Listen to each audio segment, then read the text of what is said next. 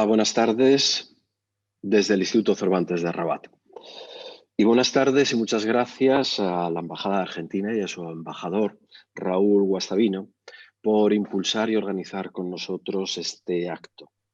Estamos encantados de trabajar juntos y si es para hablar de Borges y encima hacerlo de la mano de tres eminentes oradores como son Abdelatif Bimami, Lucas Aduro y Santiago de Luca, mucho mejor.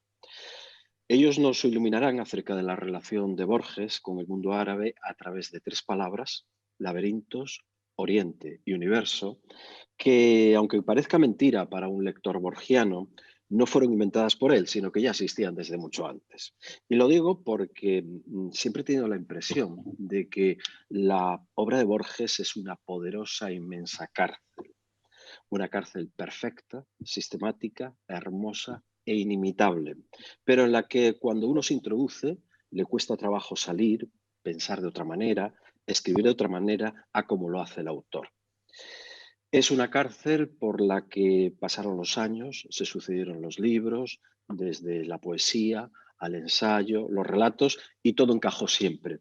Desde aquel joven ultraísta que anduvo por Mallorca y por Madrid, hasta casi el final de su vida en que publicó Los Conjurados. Borges decía de Quevedo, y por eso lo admiraba tanto, que era menos un hombre que una dilatada y compleja literatura. Y quizá del propio Borges se podría decir, o yo me atrevería a decir, que él es el final de la literatura, y me explico. Por ejemplo, a Bioy Casares le comentó exactamente el 5 de octubre de 1959. Uno cree, le decía, que ha de haber muchos libros como Las mil y una noches, pero no los hay. Los buenos libros han de venir al fin de las literaturas.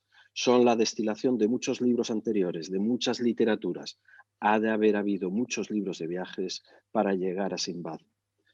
¿No parece que está hablando de sí mismo, que está diciendo que es el final de la literatura con su habitual modestia? Y si no, fíjense en lo que le cuenta el mismo Bioy 9 años más tarde. Cuando voy a escribir algo, me digo que ya está escrito. En fin, para Borges, la literatura era una máquina clandestina y misteriosa. Seguro que nuestros eminentes expertos de hoy nos ayudarán a desvelar el misterio de la literatura de Borges y su relación con el mundo árabe islámico. Ese que, gracias a las mil y una noches, él identificaba con el Oriente, es decir, con el lugar por el que sale el sol y que en tantas ocasiones ha servido precisamente para orientarnos. Muchas gracias de nuevo, embajador, por esta colaboración y gracias anticipadas a nuestros oradores por su lección magistral. Buenas tardes a todas y a todos. Salam aleikum. Quiero agradecer en primer término al Instituto Cervantes, en la persona de su director, José María Martínez Alonso, por organizar junto a la Embajada Argentina este encuentro virtual sobre un escritor tan emblemático para la literatura argentina, que ha permitido a nuestras letras ser reconocidas universalmente. Agradezco también la participación de autoridades, embajadores, queridos colegas, cuerpo diplomático, público en general, y deseo hacer un par de agradecimientos muy especiales. En primer lugar, la presencia y acompañamiento del doctor Daniel Balderston, director del Borges Center en la Universidad de Pittsburgh, quien gentilmente cedió una imagen del libro Poemas y prosas breves para que formase parte de la gráfica de este encuentro. Se trata del facsímil de un poema de Borges, Plaza San Martín. También, y last but not least, nuestro profundo respeto y agradecimiento a la señora María Kodama, presidenta de la Fundación Internacional Jorge Luis Borges, quien apoya desde Buenos Aires la existencia del espacio argentino magrebí Jorge Luis Borges. Sabemos de sus ansias por viajar a Marruecos, la esperamos, cuando las extraordinarias circunstancias que estamos viviendo se apacigüen y lo hagan posible. Cabe destacar que ya en 2018, en un encuentro en Buenos Aires organizado por la MAP marroquí, María Kodama confesó ser una apasionada por Marruecos, país al que definió como una tierra de tolerancia, apertura y gente generosa. Déjenme contarles brevemente que el espacio argentino-magrebí Jorge Luis Borges fue concebido por las embajadas argentinas en Túnez, Argelia y Marruecos como una instancia para impulsar desde las letras el fortalecimiento de nuestras relaciones bilaterales y la confraternidad entre nuestros pueblos. Nos honra la vitalidad de Borges en Marruecos. Hay que citar en este sentido la traducción al árabe del libro Con Borges, del autor argentino Alberto Mangel, recientemente publicado por el editorial Le Fennec, y la traducción al árabe estuvo a cargo nada menos que del escritor marroquí Ibrahim Al-Hatib. La concreción de este encuentro con los destacados escritores que Celeste, la cultural attaché de nuestra embajada, presentará en breve, se inscribe en la excelente relación que tiene la República Argentina con el Reino de Marruecos. Es nuestra sincera intención seguir ampliándola y fortaleciéndola. Para finalizar, el Aleph, libro emblemático de Borges, nos ha permitido intuir que un punto puede concentrar todo el universo. Ojalá, queridos amigos, esta actividad tenga un efecto multiplicador que dispare infinitos puentes entre la Argentina, América Latina y el Reino de Marruecos. Muchas gracias. Muchas gracias, embajador. Buenas tardes a todos. Salam alaikum, bonsoir. Nos complace contar con la presencia de tantos amigos, colegas, ciudadanos argentinos residentes en este país y autoridades del Reino de Marruecos. Alhamdulillah, la tecnología nos va a acompañar a lo largo de toda la hora y por supuesto gracias a Marúa, gestora de redes del Instituto Cervantes. Me gustaría agradecer especialmente a Juan David Marina López, jefe de actividades culturales de Cervantes, que trabajó con nosotros para concretar esta actividad también. Quisiera contarles en unos breves minutos quiénes son los tres especialistas que se referirán a la presencia de Borges en el mundo árabe. Como muchos de ustedes saben, el doctor Abdelatif Limami es catedrático de Lengua y Literatura Hispánicas en la Universidad Mohammed Zenk de Rabat, lo fue antes en la Universidad Simi Mohammed Ben Abdallah en Fez, de 1982 a 2003, y ha sido profesor visitante en facultades de Casablanca, Agadir y Fez. Conoce la Argentina no solo a través de la literatura, sino también por haber viajado a nuestro país, y él nos hablará sobre Borges en el mundo hispánico marroquí. En segundo término, el doctor Lucas Adur, que dirige el grupo de investigación Filocit de la Facultad de Filosofía y Letras de la Universidad de Buenos Aires, en Argentina, denominado Escrituras de Dios, Borges y las religiones. De hecho, el doctor Adur se doctoró en literatura por la Universidad de Buenos Aires con una tesis sobre Borges y el cristianismo. También es docente de literatura latinoamericana en la Facultad de Filosofía y Letras de la UBA y en el Instituto Superior del Profesorado Joaquín B. González. El título de su ponencia es La madre del libro, usos y funciones del Corán en la literatura borgiana. Y finalmente, last but not least, el doctor Santiago Luca, que coordina junto a la Embajada del Espacio Argentino Magrebí Jorge Luis Borges y dirige la revista Sures, que se edita en Tánger, ha enseñado literatura en la Universidad 6 de Octubre de Egipto y en el Instituto Cervantes de Toulouse, entre otras tantas instituciones. Es doctor en Filología Hispánica por la Universidad Complutense de Madrid y él intervendrá con el tema Borges y las 1001 noches. Cedo la palabra al doctor Limami, no sin antes decirles que finalizadas las tres intervenciones va a haber un cortísimo espacio para el intercambio de preguntas y respuestas que se recibirán a través del chat de Zoom y del usuario de Facebook del Instituto Cervantes. Así que, doctor Limami, el aire cibernético es todo suyo. Marhaba. Muchas gracias, doña Celeste, como secretaria general de la embajada.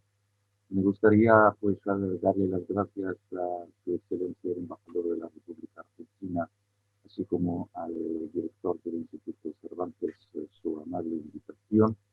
También a Santiago de Lucas, que con lo cual mantengo una relación de trabajo y una relación amistosa. Yo no soy especialista de Borges, pero sí de Argentina. He trabajado sobre varios autores argentinos, como por ejemplo Ernesto Sábato, Leopoldo Marechal, Roberto Haff, Julio Cortázar, etc. Y con este encuentro me he planteado realmente, pues, ¿qué tal la investigación científica? Doctor Limami, le podríamos pedir si puede hablar un poquito más fuerte. ¿Más? ¿Está bien? Gracias. Sí, gracias. Sí, entonces me he planteado, pues, en fin, hablar un poco de la investigación universitaria en marroquí en el caso de Borges y especialmente en los departamentos de hispánicas del Reino de Marruecos. La verdad es que durante mi carrera universitaria que transcurrió en la Universidad de Bangladesh desde finales de los años 70 hasta principios de los años 80, como estudiante primero, luego a partir de los años 80 como profesor, pocas cosas realmente conocidas de la obra de Borges. La mayoría del cuerpo docente era francesa, muy influenciada, por supuesto, por el espíritu del 68 y proponía obras, digamos, más comprometidas en el sentido político de la palabra, por ejemplo, como la serie de novelas indigenistas que hemos estudiado, Ciro Alegría, José María Herrera, Sergio Carreras, etc. Lo ubicado también con lo real maravilloso, con Carpentier, por ejemplo, también pues todo lo relacionado con los temas sociales de América Latina en aquel entonces. Entonces tuvimos que esperar realmente la llegada de un cooperante español, en aquel entonces yo como estudiante, de renombre, bastante conocido en los medios audiovisuales españoles, que es Sánchez Dragó, que ha sido un profesor. Y, en fin, empezamos entonces o empezó el profesor Sánchez Dragó a abrir otros horizontes, de los cuales subrayo la obra completa justamente de Borges y especialmente me acuerdo Fervor de Buenos Aires de Borges, pero también otras obras como las del poeta peruano César Vallejo, etc. Entonces, estábamos finalmente entonces en presencia de más autores comprometidos, más autores, digamos, que correspondían a este espíritu variado, que es el espíritu del 68 en Francia, pero poco a poco efectivamente aparecieron los profesores españoles y que nos dejaron justamente por otras vías. La erudición enciclopédica, sus numerosas referencias tanto a los Doctor libros. Limami, disculpe, nos están diciendo que se lo escucha muy bajito, si puede hacer el intento de hablar más fuerte, que sienta que Vale, está hablando. vale, voy a intentar hablar así más fuerte, ¿no? Enérgica. Vale, vale.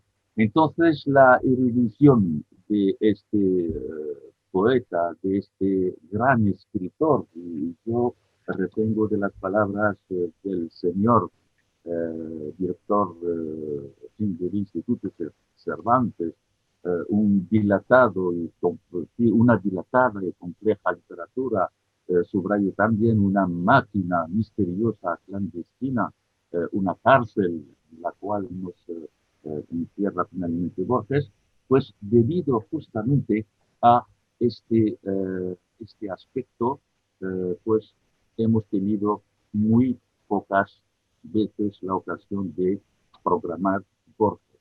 Borges a través de los textos, sí, pero Borges en obras, aparte dejando aparte la obra que acabo de subrayar, pues nunca hemos tenido esta oportunidad. Esto explica, en cierta medida, la insignificante presencia de la obra de Borges en los distintos programas de los departamentos de hispánicas en Marruecos. Enseñar a Borges no era una tarea fácil, tanto para el docente como para el alumnado, y más aún hoy, en que hemos sufrido varias reformas que han afectado la lengua española y en qué nivel, desgraciadamente, está bajando. Entonces, para poder realmente llegar a comprender toda una obra, profesor y alumnos, pues, en fin, es una tarea que es bastante difícil.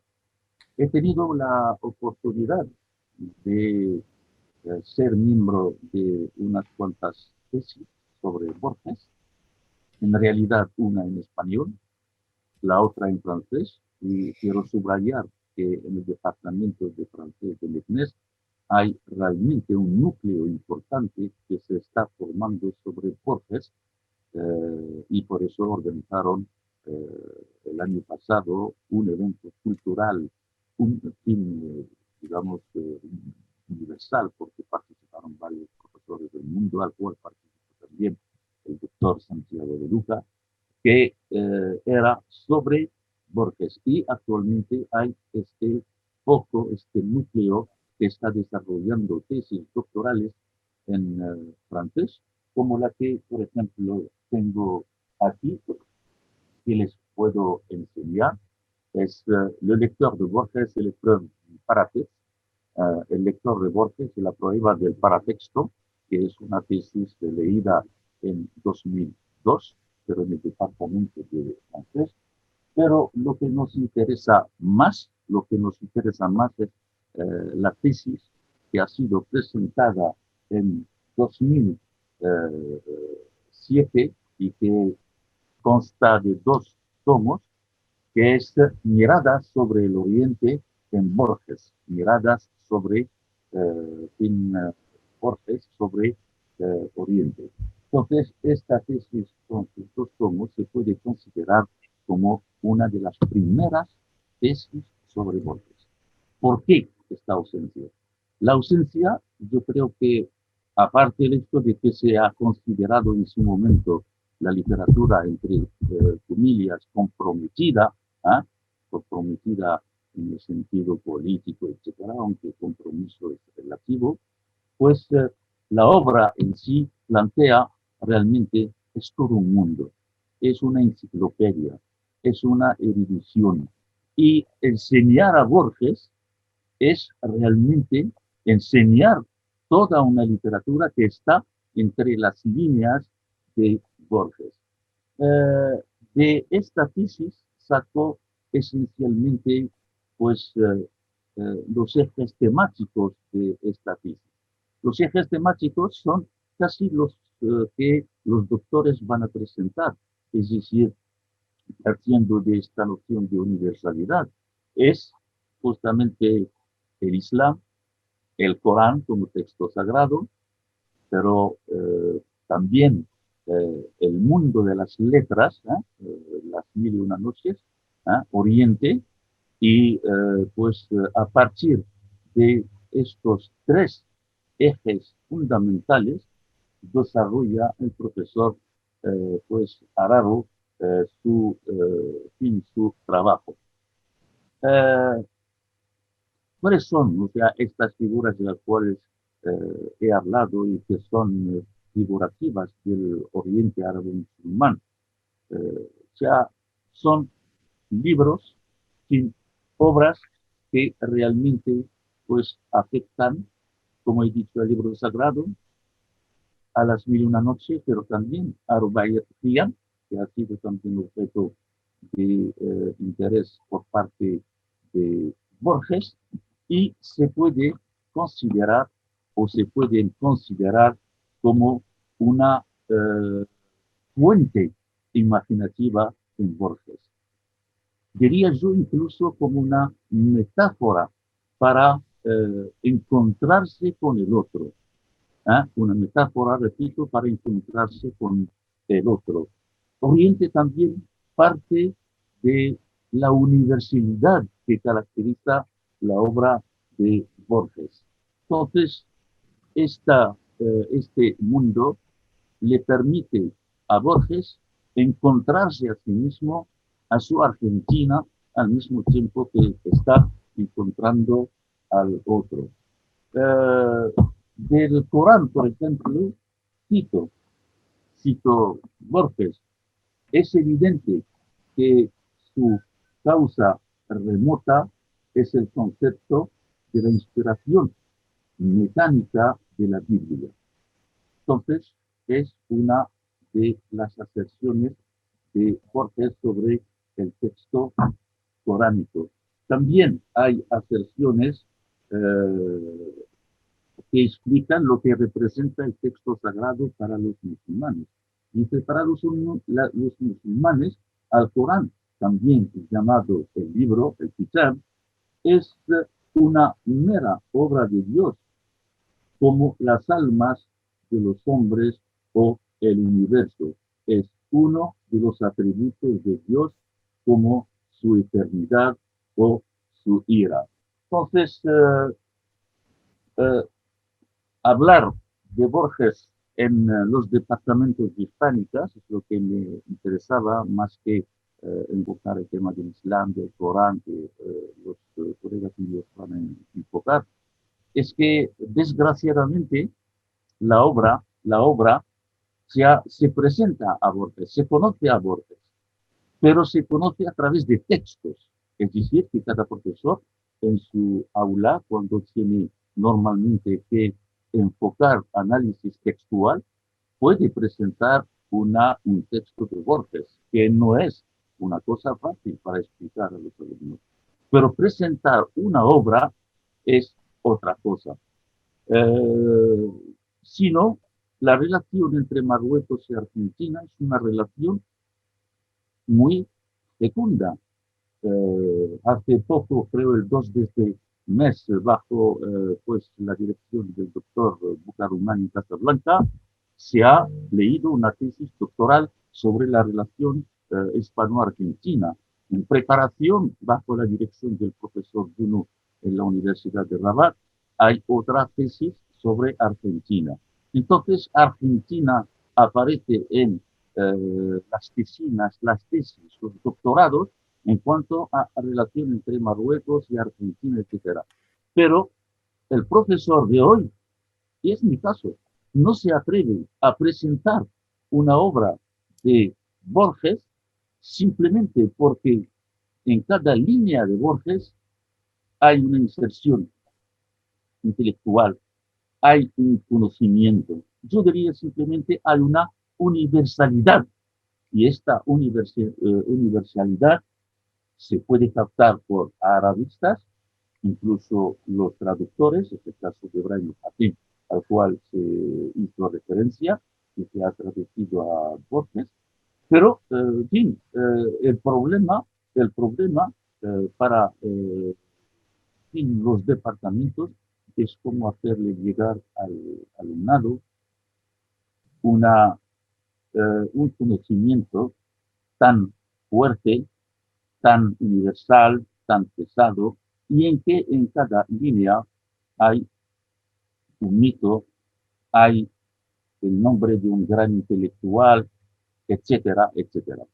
Bien, entonces eran unas cuantas reflexiones que yo quería compartir con mis colegas, pero sin olvidar de ver el otro aspecto. Y dice que, por ejemplo, en la tesis en francés, sobre Borges en francés, que ha sido leída en la Universidad de Meknes, yo estuve ahí como miembro del jurado, era un tema bastante interesante, pero más formal que temático. Era el análisis de la noción del paratexto en la obra de Borges. Bien, no quiero tardar más, no sé qué tiempo ya estoy hablando, porque no tengo ni reloj ni nada, pero en fin, estoy dispuesto luego pues, a contestar a todas las preguntas que puedan surgir por parte de la audiencia. Muchas gracias. Muchas gracias. Muy bien. Voy a comenzar mi presentación titulada, como anticipó Celeste, La madre del libro, usos y funciones del Corán en la obra de Borges. Quiero empezar agradeciendo muchísimo la invitación. Es para mí un honor y una alegría compartir este espacio. Bueno, mi lectura parte de una suerte de estado de la cuestión. Hay cierto consenso en que Borges representa un hito en la manera en la que la literatura argentina y la cultura argentina en general se ha acercado al Oriente. ¿Sí? Acá estoy siguiendo la idea de Gómez y de Axel Gasquet, en tanto implica una ruptura con cierto orientalismo previo, que podría básicamente esquematizarse en dos grandes ramas. Por un lado, la que miraba a Oriente como una suerte de emblema de lo bárbaro, opuesto a la civilización occidental.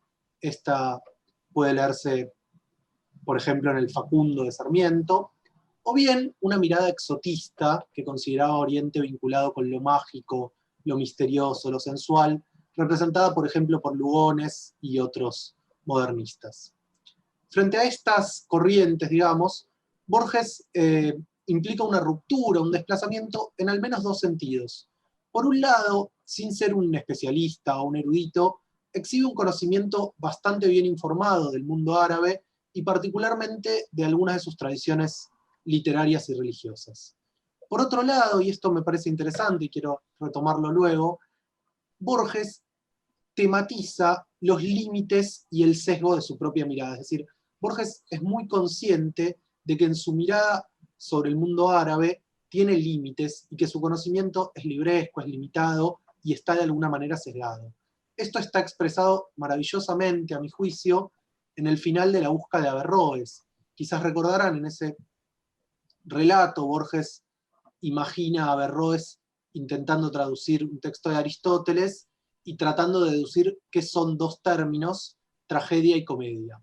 Al final del texto, el narrador reflexiona: sentí que Averroes, queriendo imaginar lo que es un drama sin haber sospechado de lo que es un teatro, no era más absurdo que yo, queriendo imaginar a Averroes sin otro material que unos adarmes de Renan, de Lane, de Asín Palacios, ¿no? Ahí vemos como Borges pone en escena esto, de que su conocimiento del mundo oriental está mediado, es de alguna manera limitado.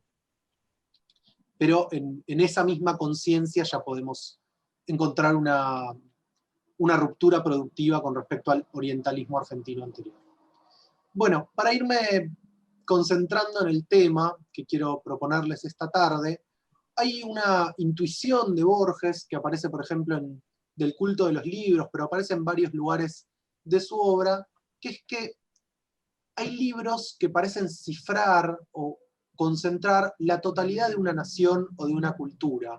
Así Borges va a decir que Argentina, por ejemplo, está cifrada en esa contradictoria dialéctica entre el Facundo o el Martín Fierro, que Estados Unidos puede encontrarse en Moby Dick, que la King James Version de la Biblia es el libro que representa a la nación inglesa, y al momento de pensar la cultura árabe, Borges va a pensar básicamente en dos libros que de alguna manera la cifran. Por un lado, Las Mil y Una Noches, al que le ha dedicado conferencias, ensayos, ha citado muy frecuentemente, ha antologado algunas de sus historias, y que ha sido ya bastante estudiada por la crítica, ha sido mencionada por el profesor Abdelatif, y va a ser abordada mucho mejor de lo que yo podría hacerlo, esta relación, por Santiago de Luca.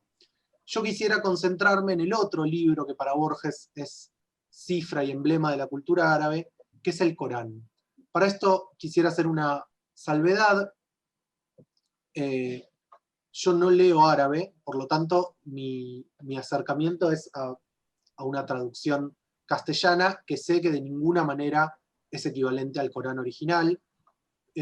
Por lo tanto, espero que se entienda que lo que voy a proponer a continuación no pretende ser de ningún modo una lectura del Corán en sí mismo, sino una lectura de la forma en la que Borges, que tampoco leía árabe, trabajó con este texto y lo volvió productivo para su literatura. Sé que es un tema muy complejo y que recién estoy comenzando a explorar, pero espero que estos humildes aportes iniciales puedan, como decía el embajador al comienzo, contribuir a trazar puentes y a fomentar el diálogo.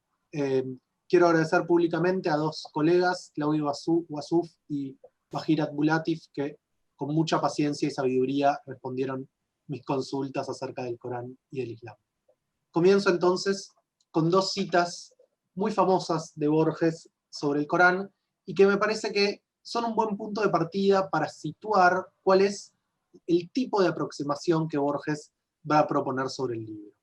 La primera está en El enigma de Edward Fitzgerald, un ensayo de comienzos de los 50, recogido en otras inquisiciones, donde hablando de Omar Khayyam, Borges dice: es ateo, pero sabe interpretar de un modo ortodoxo los más arduos pasajes del Alcorán, porque todo hombre culto es un teólogo, y para hacerlo no es indispensable la fe.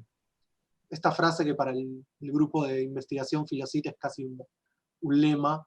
Me parece que no solo Borges está refiriéndola a Omar Khayyam, sino que de alguna manera podemos aplicársela a él mismo. Es decir, el acercamiento que Borges va a proponer al Corán, a la Biblia, a la mayoría de los textos sagrados, es un acercamiento culto, podríamos llamarlo para usar su propio término. No es un acercamiento creyente o religioso, pero es un acercamiento interesado que busca entender cómo funciona, cómo se interpreta un determinado texto. Entonces, este interés que ha sido caracterizado como estético o literario, muchas veces hablando del acercamiento de Borges a la Biblia, me parece que podemos usar esa misma idea para pensar el modo en que Borges se acerca al Corán.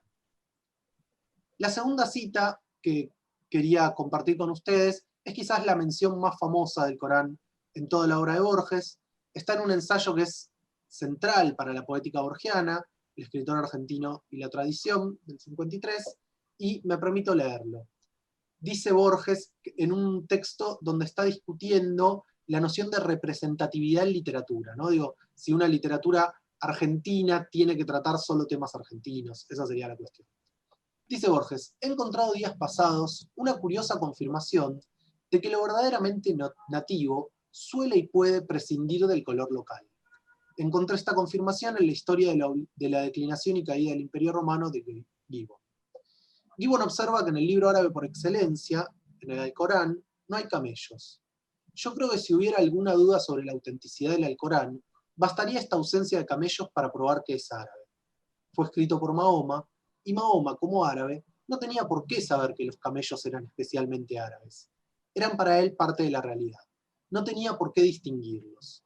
En cambio, un falsario, un turista, un nacionalista árabe, lo primero que hubiera hecho es prodigar camellos, caravanos de camellos en cada página. Pero Mahoma, como árabe, estaba tranquilo. Sabía que podía ser árabe sin camellos. Creo que los argentinos podemos parecernos a Mahoma. Podemos creer en la posibilidad de ser argentinos sin abundar en color local.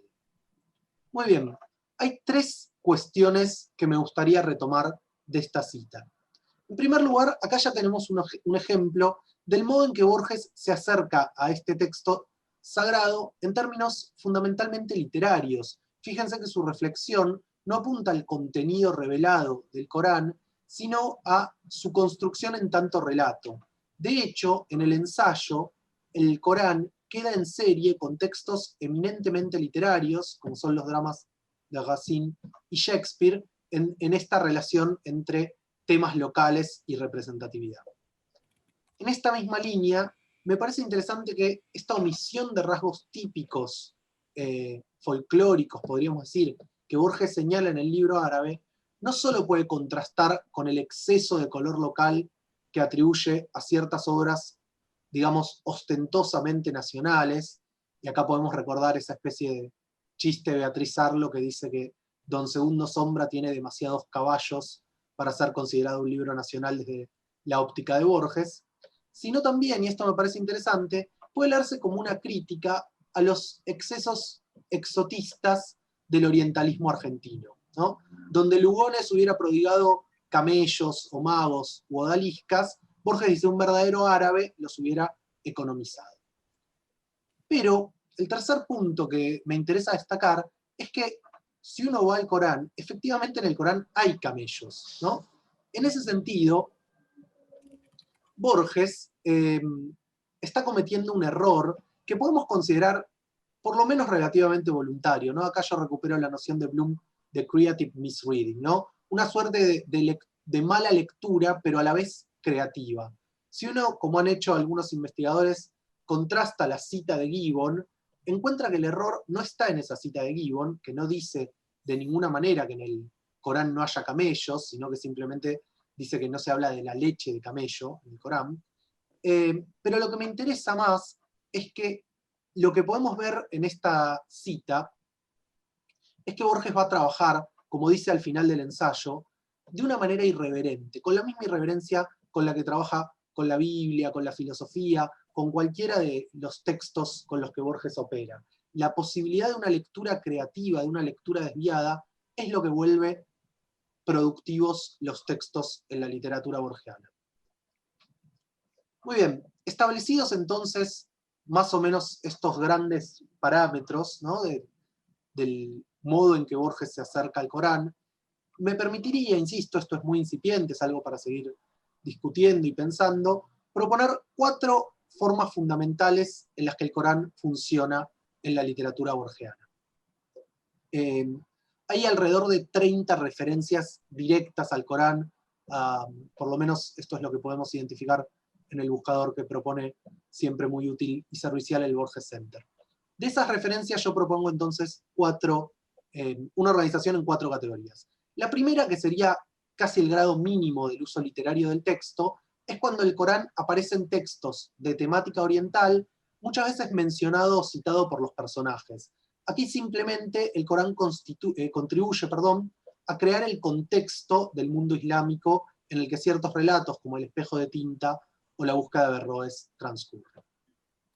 Una segunda función del Corán, o un segundo acercamiento, tiene que ver con la consideración de estrategias narrativas o procedimientos formales, ¿sí? Que, insisto, subrayan esta mirada literaria que Borges propone sobre el Corán. Ya lo vimos en El escritor argentino y la tradición, enseguida voy a proponer un ejemplo de las Kenningar, pero también quiero agregar que a Borges no solo le interesan los recursos formales del Corán, sino también los modos de lectura, ¿no? Tiene un texto titulado El Zahir, recuperando uno de los atributos, de los 99 atributos divinos, que también es una manera de leer. Borges siempre le preocupan y le interesan estas maneras de leer textos. Acá tienen el ejemplo que decía, en las Kenningar, donde Borges hace una serie de consideraciones sobre diversos tipos de metáforas, va a decir: padre del perfume, oh jazmín, pregonan en el Cairo los vendedores.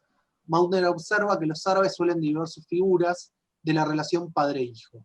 Así, padre de la mañana, el gallo, padre del merodeo, el lobo, hijo del arco, la flecha, etcétera, etcétera. Otro ejemplo de esa preocupación: en el Corán, la prueba más común de que hay Dios es el espanto de que el hombre sea generado por unas gotas de agua vil, ¿no? Además de que acá aparece una metáfora del Corán, digamos, en serie con otras metáforas, me interesa subrayar que Borges se construye a sí mismo como un lector del Corán, ¿no? Que sin necesidad de citas o fuentes es capaz de identificar cuál es en el libro la prueba más común de que hay Dios. Un tercer funcionamiento del Corán, que me parece que tendría que ser más estudiado desde los estudios borgianos, es los epígrafes de ciertos relatos. Acá en particular estoy citando el del Milagro Secreto y el de Ibn Hakan el-Bujarí, que toman como epígrafe el Corán. Esto puede querer decir o bien que de alguna manera el Corán funciona como fuente de inspiración en algún sentido de estos relatos, o bien al menos que se lo está leyendo desde la potencia imaginativa que tienen, que en ese sentido puede ponerse en diálogo con las ficciones borgianas. En esta misma línea, una de las entradas del manual de zoología fantástica, el Burak, de Borges, también comienza con un versículo del Corán, de donde toma esto, y no solo está considerando aquí el Corán, sino incluso las tradiciones interpretativas y las leyendas en torno al profeta. Lo que, de nuevo, muestra que Borges tenía un cierto conocimiento del texto, ¿no? Podía citarlo, podía identificar ciertos hitos que se relacionaban con distintos textos sin necesidad incluso de citar fuentes. La cuarta y última función del Corán que quiero comentar y que me parece quizás la más interesante es pensar que el Corán funciona como un modelo del libro absoluto y eterno, ¿sí? La primera formulación que encuentro de esta cuestión, que va a ser muy recurrente, va a atravesar, como les mostraré enseguida, toda la obra de Borges, está en una vindicación de la Cábala. En ese ensayo tan importante, recogido en Discusión del 32, Borges está hablando de la noción de inspiración mecánica de la Biblia, que atribuye autoridad no solo al sentido general de la escritura, sino a cada una de sus palabras, y dice incluso a las consonantes y hasta los puntos diacríticos. Pero Borges va a decir que esa noción de libro inspirado, más que en la Biblia, el ejemplo absoluto sería el Corán. Cito: los islamitas pueden vanagloriarse de exceder esa hipérbole, pues han resuelto que el original del Corán la madre del libro, es uno de los atributos de Dios, como su misericordia o su ira, y lo juzgan anterior al idioma, a la creación. Bien, dos cosas que se desprenden de aquí. La primera es algo que se ha estudiado muchas veces en la crítica borgiana, lo ha estudiado Edna Eisenberg, Pablo Ruiz, Daniel Atala, es la idea de que la Biblia, como libro absoluto, como libro, como va a decir él, impenetrable a la contingencia, como libro donde la colaboración del azar es calculable en cero, funciona como un modelo para la literatura borgiana, ¿no? Borges parece proponerse escribir esos textos donde cada palabra es deliberada, donde todo tiene sentido, y muchas veces es así como se lo ha leído, ¿no? En general, como les decía, la crítica borgiana suele pensar la Biblia como modelo de este libro absoluto, pero como acabamos de ver en el ensayo y como vamos a ver en otras citas, Borges dice que en realidad, más que la Biblia, el ejemplo por excelencia, límite de ese libro absoluto, es el Corán, ¿sí? Porque el Corán no solo es un libro absoluto, sino que es un libro eterno, increado. Enseguida profundizo en esto. La misma idea que vimos en Vindicación de la Cábala aparece casi literalmente en el texto este que ya comenté, La Busca de Averroes, uno de los textos centrales para considerar las relaciones de Borges con el Islam. Cito ahí el final: Frac expuso largamente la doctrina ortodoxa. El Corán, dijo, es uno de los atributos de Dios, como su piedad. Se copia en un libro, se pronuncia con la lengua, se recuerda en el corazón, y el idioma y los signos y la escritura son obras de los hombres, pero el Corán es irrevocable y eterno. Averroes, que había comentado La República, pudo haber dicho que la madre del libro es algo así como su modelo platónico. Bien, acá tenemos ya en esta cita todos los elementos que Borges va a repetir, ahí les pongo algunas otras citas, a lo largo de las décadas. En los 50 en Del culto de los libros, y después en conferencias como El libro en Borges Oral de los 70, o una conferencia sobre la Cábala de los 80. En todas aparecen más o menos estos mismos elementos. El Corán no es solo un libro sagrado y absoluto, sino que es un libro eterno, increado. ¿Sí? Bien, Borges va citando distintas fuentes, pero más o menos dice siempre lo mismo y lo vincula siempre también con los arquetipos platónicos. Ahora bien, ¿por qué me parece importante o qué me parece que se desprende de esta noción del Corán como un libro absoluto y eterno? La idea es que el Corán es un libro inalterable, es decir, ninguna lectura puede modificarlo, ¿sí? Como dice Borges, no lo altera su pasaje por las hojas escritas y por los entendimientos humanos. Ese libro inalterable me parece que funciona en Borges como un contrapunto absoluto de uno de los núcleos centrales de su propia poética de la lectura. En un ensayo famoso, Notas sobre Asia Bernard Shaw, Borges va a afirmar: el libro no es un ente incomunicado, es una relación, un eje de innumerables relaciones. Y uno puede pensar que esa es una de las ideas que atraviesa toda la poética borgiana. Desde Pierre Menard, autor del Quijote, hasta el Libro de Arena, Borges va a formular de distintas maneras esta misma idea. No se puede leer dos veces la misma página, porque cada vez que leemos esa página cambia porque nosotros cambiamos, ¿no? Leo una cita del libro, la conferencia que ya había mencionado. ¿Qué son las palabras acostadas en un libro? ¿Qué son esos símbolos muertos? Nada absolutamente. ¿Qué es un libro si no lo abrimos? Es simplemente un cubo de papel y cuero con hojas. Pero si lo leemos, ocurre algo raro. Creo que cambia cada vez. Cada vez que leemos un libro, el libro ha cambiado.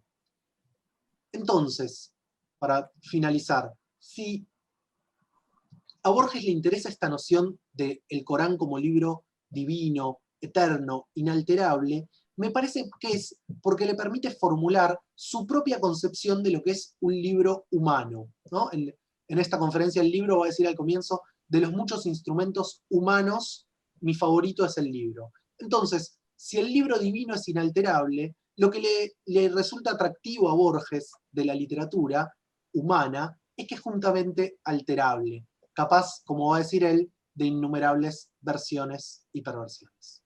Muchas gracias. Muchas gracias, Lucas. Santiago. Sí, ¿se me escucha bien? Sí, perfecto.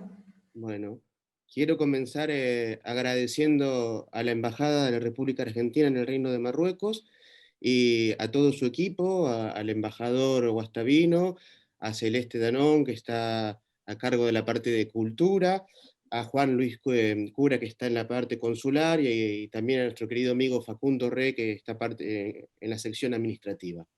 Ellos me han permitido coordinar este espacio Borges en el Magreb, que me ha llevado a hacer actividades no solo en Rabat, y también hemos hecho actividades en Túnez y en Argelia. Así que bueno, han hecho realmente un gran esfuerzo por difundir nuestra cultura y su relación con esta parte del mundo, que es el Magreb, que es el norte de África.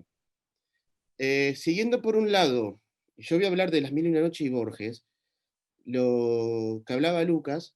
Por un lado, ya que estamos también en relación, y agradezco al Instituto Cervantes con España, el amigo de Borges, Rafael Cansino Sens, que tradujo el Corán y Las Mil y una Noches, y que lo introdujo en este Oriente, que para Borges fue cuando lo encontró en España, la apertura al mundo de Orientes, decía que también funcionaban juntos. Como, de hecho, en Las Mil y una Noches hay muchos reflejos del Corán.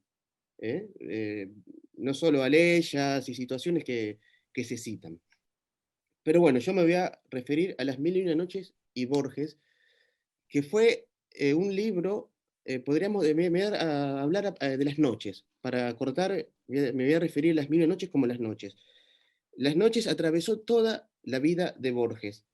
No se puede comprender, no se puede comprender cierta parte de la literatura de Borges sin Las Mil y una Noches. Y aquí va la relación del mundo árabe con Borges, que es el título de nuestro encuentro. Podríamos pensar, además de su efecto textual, que ya voy a hablar en la obra de Borges, que hizo Borges al leer Las Mil y una Noches, Borges tuvo una relación muy particular con las noches en su destino de escritor. Para empezar, cuando era un niño, podemos hablar de una herencia. Las Mil y una Noches estaban en la biblioteca de su padre, en la versión inglesa de Richard Burton, que la tenían un poco censurada su padre por sus pasajes eróticos, y que el niño Borges la leía cuando podía, muchas veces a escondidas. Así ingresó Las Noches en Borges, siendo un niño. Después, ya casi con un humor, podríamos decir, luego podemos debatir, en el 1938, Borges tuvo un accidente que lo marcó y estuvo a punto de la muerte, y lo marcó su destino narrativo. Venía con el ejemplar de Las Mil y una Noches en el brazo, subió corriendo en su casa, no vio la escalera, se golpeó la cabeza, y ahí estuvo no diríamos entre la muerte y la vida, sino entre la locura y la vida, que la aterraba más que la muerte. Hay una larga tradición árabe que se dice que las noches pueden matar, que es un libro peligroso. Ya podemos volver a esto, cosa que tomó Humberto Eco en El nombre de la rosa. Esto aparece en el cuento El Sur, donde el personaje Dalman adquiere Las Mil y una Noches, la versión alemana, y tiene un accidente.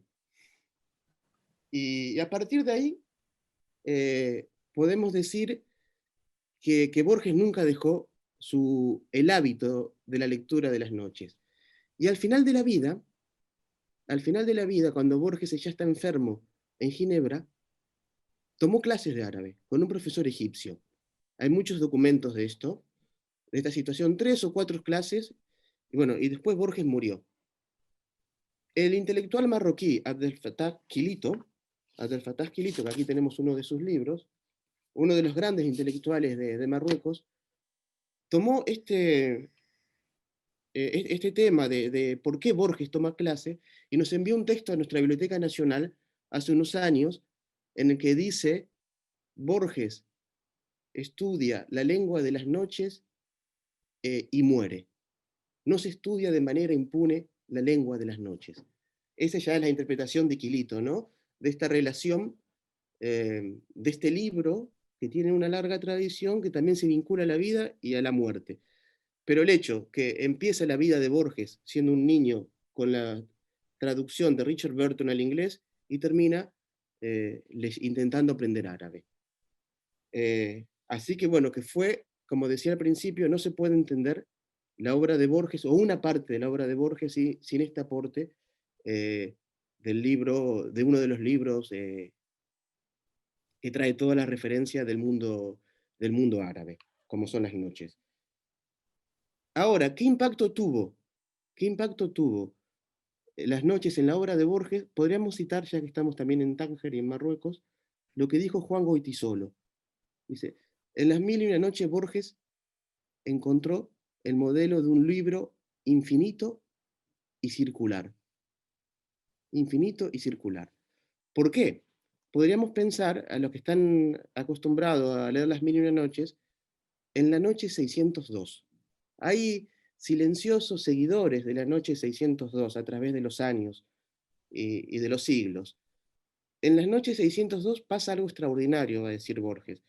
Pensemos que Las mil y una noches hay una historia marco donde Shahrazad le está contando al rey para que no lo mate, ¿no? Le está contando historias cada noche. Pero antes que intervenga Shahrazad, hay una historia general donde el rey se siente engañado, lo engañan, y a su hermano también, y los dos hermanos salen al campo a ver si encuentran a alguien que haya pasado lo que ellos pasaron, y ven a un shaitán, a un jinn, a un efrit, con qué palabra usemos, esa especie de genios árabes que traen un cofre, una mujer que está dentro del cofre, y es la primera relatora de las noches, antes que Sherazad.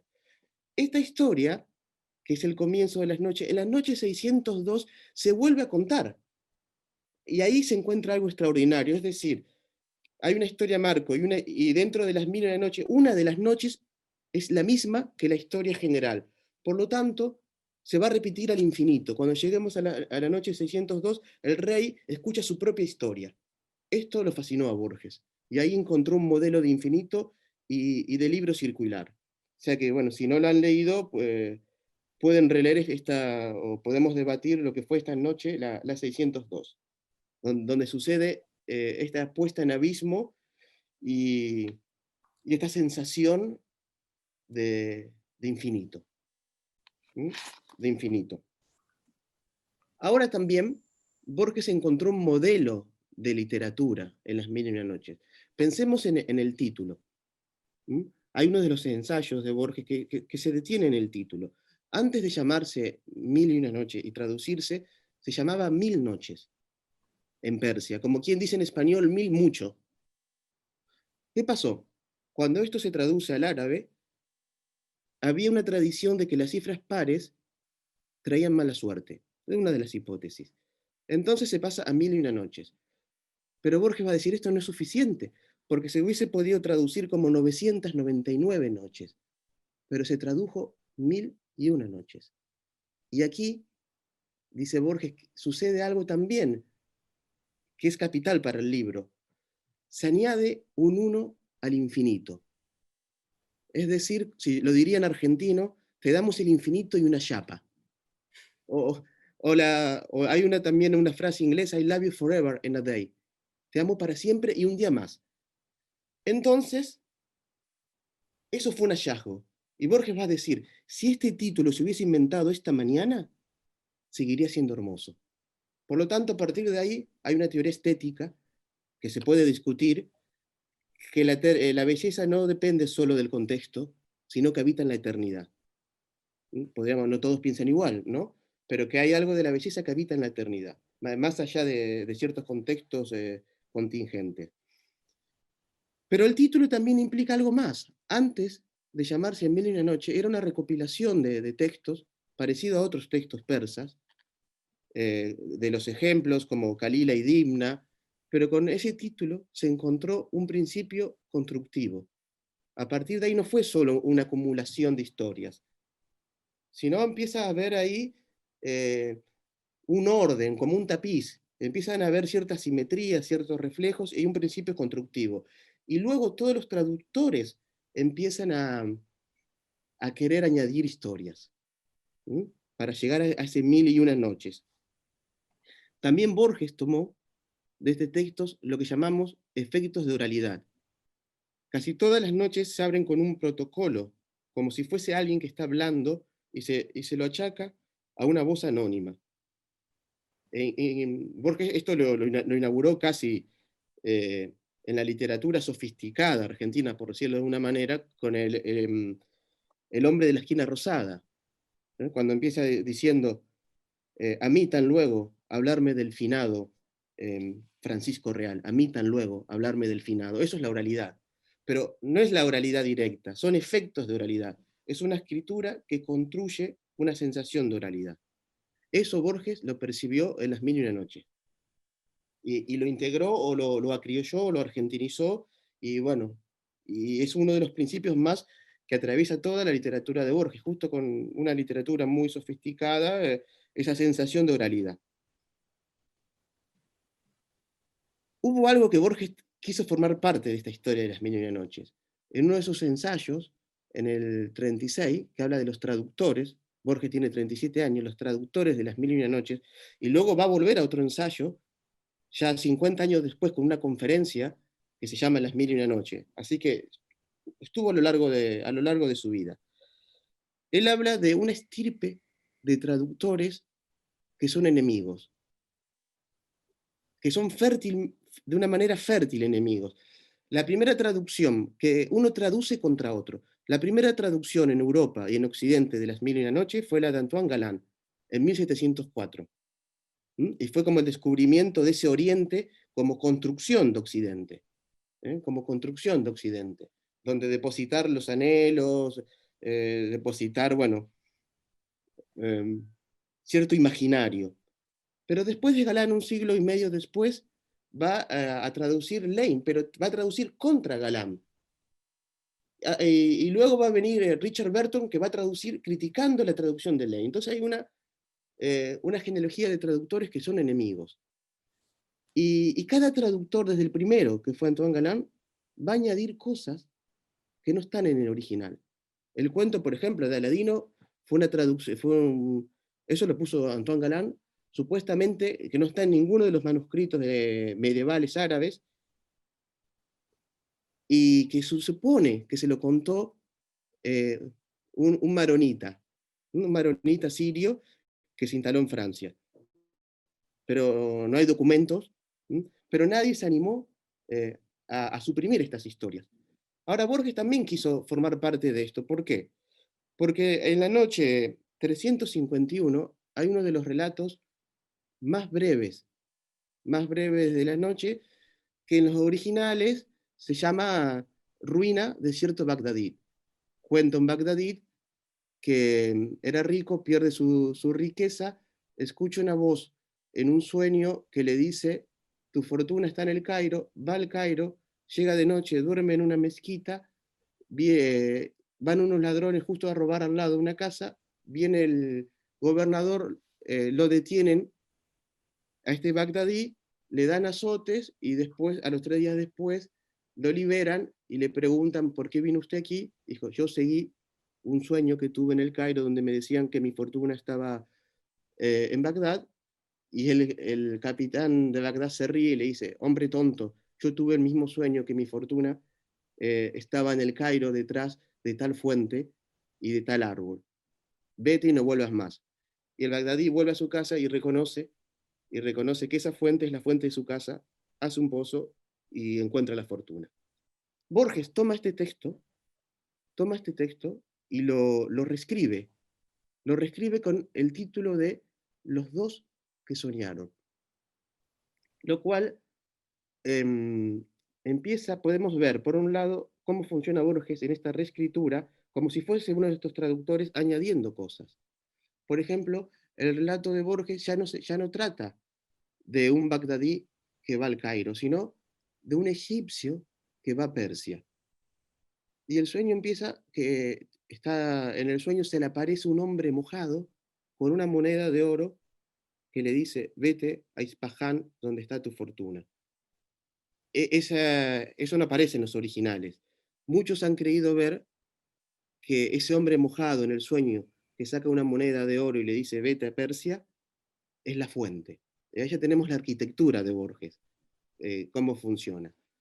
Pero hay algo que es bastante increíble en este cuento de lo que hace Borges. Borges es verdad que no leía árabe, pero no sabemos si había un tercer ojo o tenía realmente muy buena información, porque también hace algo que no está en los originales. En los originales el personaje no tiene nombre, pero en el cuento de Borges sí. Él lo llama Mohammed el Magrebí. Y esto, para quienes saben árabe, no es gratuito. Por un lado, Mohammed puede hacer referencia a los viajes del profeta, bueno, hay toda una tradición muy enorme, pero el magrebí, inmediatamente cuando uno dice el magrebí, el Magreb, surge la oposición Magreb-Mashrek, el occidente, el oriente. ¿Mm? Entonces ahí tenemos una oposición que es del viaje y que va a regir muchos cuentos de Borges. Va a regir muchos cuentos de Borges. Entonces es la idea de que se viaja de un extremo al otro extremo. Esto está en el cuento también de Aladino, que se llamaba Mogreb, el mago, porque el Magreb, como Marruecos, significa, ¿no? Es el occidente, donde se pone el sol, donde se acababa el mundo. Se acababa el mundo, este universo árabe, era el mar de las tinieblas, era donde estaban los tesoros, donde salían los magos. O sea que no es gratuito que se llame Mogreb, porque Mogreb, este mago que va a descubrir a Aladino en el Mashrek, en Oriente, pone la oreja según Thomas de Quincy, según lo que recuerda Thomas de Quincy, que sí leyó Borges y que tampoco está en los originales. De esa manera recuerda de Quincy que desde el occidente puede el mago percibir lo que está pasando en Oriente. Entonces hay una teoría que sí le gustó mucho a Borges, que es la idea de que las correspondencias secretas, que hay correspondencias secretas y que todas las cosas se relacionan en cierta lejanía. Y esta oposición la encontró en Las Mil y una Noches.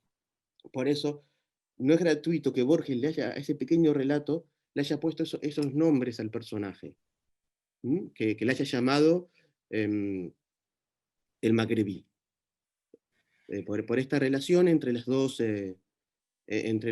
polos opuestos, que había sido lo que había leído Thomas de Quincy en Las Mil y una Noches y lo que recordaba. Eso está en su biografía. ¿Qué podemos pensar? Borges ha sido probablemente uno de los mejores lectores o más productivos en español de Las Mil y una Noches. Eso también lo reconocía varios escritores y entre estos tenemos ahí una exposición de Juan Goytisolo que se hizo ya hace unos años, donde habla de eso, Borges como el mejor lector, o en el sentido, el lector más productivo de Las Mil y una Noches. Ahí encontró también un modelo de literatura que dice, mis cuentos, como los de Las Mil y una Noches, no buscan convencer, sino buscan conmover. Ahí encontró una sintonía o una afinidad con este tipo de narrativa. Yo no sé cómo estamos con los tiempos.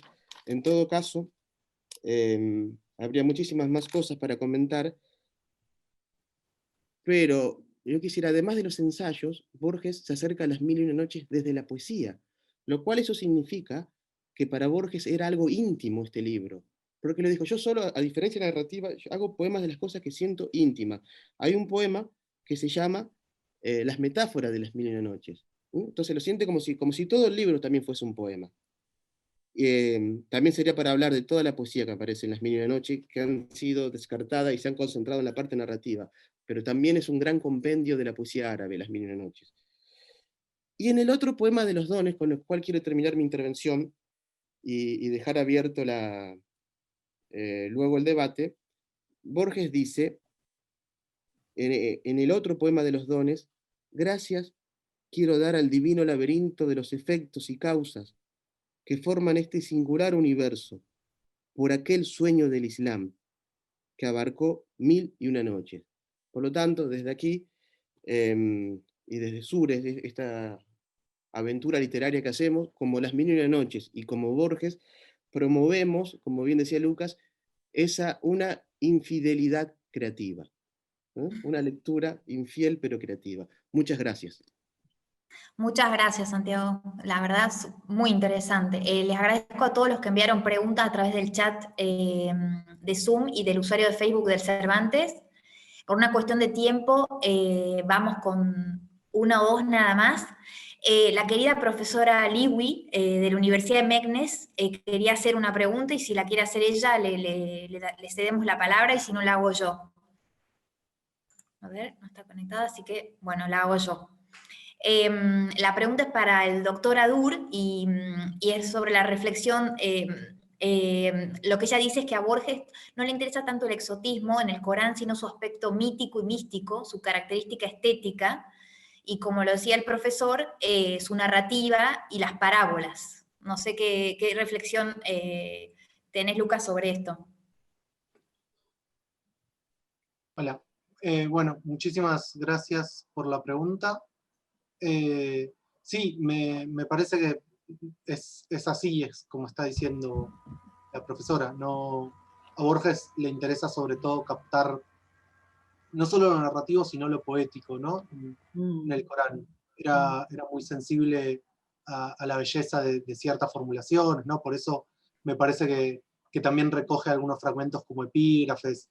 Incluso, no llegué a desarrollar todo, pero incluso hay poemas donde Borges cita el Corán, ¿no? Parecido a lo que decía recién Santiago de las metáforas de las mil y una noches. Yo creo igualmente, o por lo menos es lo que vengo pensando, que más allá del texto del Corán, a Borges le interesó mucho la noción misma de cómo se entiende el Corán como libro sagrado, absoluto y eterno. Esa idea le resultaba muy productiva para su literatura. Pero por supuesto, ¿no? También las parábolas, también todo lo narrativo y lo poético. Muchas gracias. Doctor Limami, quisieran consultarle por qué piensa usted que existe una relación tan estrecha entre Marruecos y la Argentina, siendo estas dos culturas tan diferentes. Bueno, yo creo que, bueno, en fin, lo universal está en la diferencia, ya que hay efectivamente entre los dos países, si bien he entendido su pregunta, que son diferentes, bueno, en fin, en cuanto a confesión, en cuanto a idioma, a cultura, etcétera. Pero yo creo que esto no impide, por ejemplo, a cualquier investigador buscarse, como lo dice para Borges a sí mismo, a través de la cultura del otro. Y esto ha sido para mí pues muy benéfico. Entonces, la diversidad es un camino hacia la universalidad. Santiago, estamos pasados de tiempo, pero simplemente te consulto, si no hay ninguna otra pregunta del embajador o el director del Cervantes, ¿cuál es el nuevo proyecto de Sures de la revista? Bueno, para los que no saben, una cosita que se me olvidó decir, Las Mil y Una Noches fue el libro que muchos viajeros, antes de llegar a Marruecos, traían en sus ojos y que los mediatizó en su viaje. Entre esos, Las Aguas Fuertes Marroquíes, que hemos publicado aquí, que el embajador vino a Tánger a presentar, que son un texto donde, cuando Roberto Ala está aquí, también cita Las Mil y Una Noches. El nuevo proyecto de Sures, hay dos proyectos.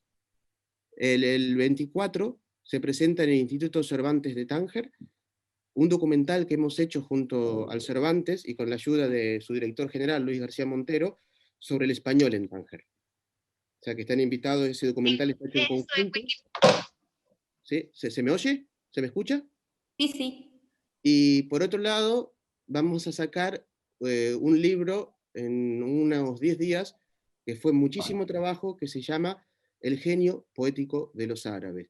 Y tenemos colaboraciones desde Salvador Peña, que fue un profesor español que en 2016 volvió a traducir Las Mil y Una Noches después de 40 años que no se traducía directamente desde el árabe. Tenemos de Fatah Quilito también, bueno, muchísimas colaboraciones, del gran poeta sirio Adonis, candidato al premio Nobel, que vive en París y que nos regaló el texto, y bueno, en eso estamos. Gracias, Santiago. Bueno, si no hay ninguna otra pregunta, como estamos pasados de tiempo, en nombre de todo el equipo de la Embajada y bueno, del Instituto Cervantes también, les agradecemos profundamente a los oradores, a los participantes, a los escuchas, que hayan dedicado una hora de su tiempo para asistir a este encuentro. Shukran Sef, Slama. Y bueno, muchísimas gracias. Será hasta la próxima. Bien, hasta la próxima. Instituto Cervantes. Y a la Embajada Argentina sobre todo. Hasta pronto.